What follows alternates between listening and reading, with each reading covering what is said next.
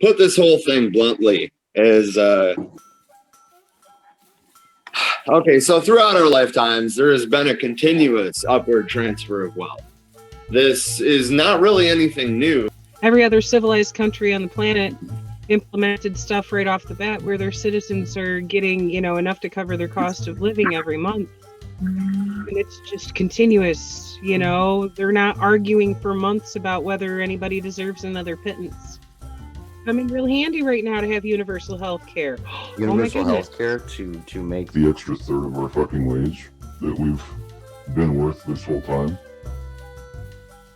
That's one thing that makes me mad. These fools went and charged Congress and stormed in their offices. They didn't even do nothing like, I don't know, try to get into their computers and hack Fannie Mae or something and forgive student loans. They didn't do anything worthwhile to help anybody. They took selfies.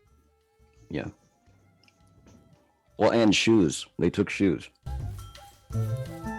And podiums. And podiums, yeah. That's why the Green Party's Medicare for All plan, building it out into an actual universal health infrastructure, is a way better idea than simply, calling for single payer and then stopping there. We need to have some clause on it. Right, we really do.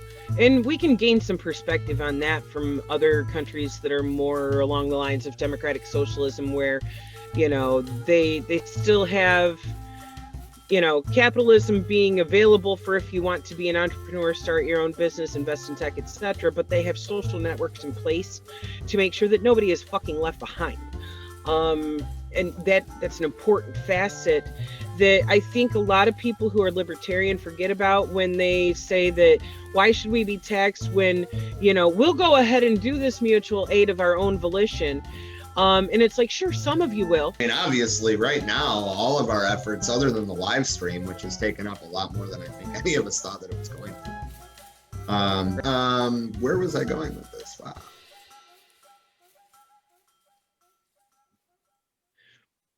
Oh yeah. Once we get through the labor history and some of the left history, and we start talking about actual left ideologies, we need to have.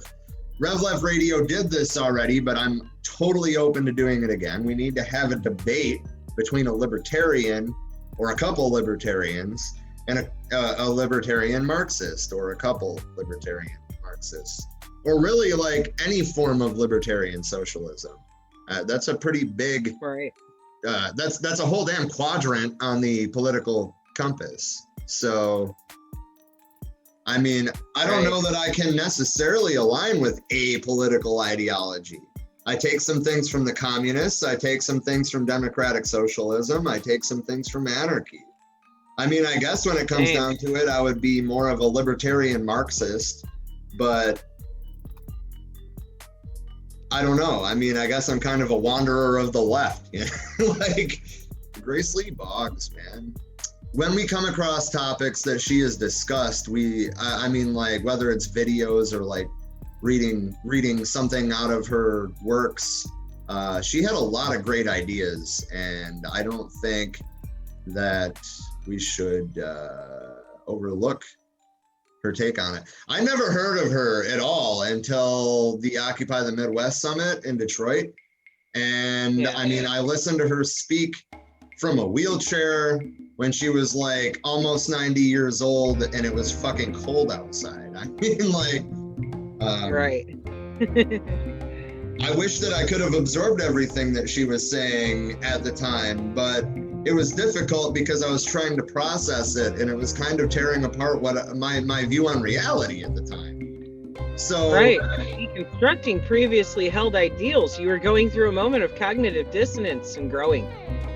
Exactly. And I mean, at that time, I had never even heard the phrase feminist Marxism. And it's not that she necessarily talked about Marx, but now that I have read some Marx, looking back, you can tell the influence. Right. To even reach that point of libertarian Marxism, we need to steer some of those libertarians more to the left, because what's happened with the Libertarian Party has been greatly disappointing.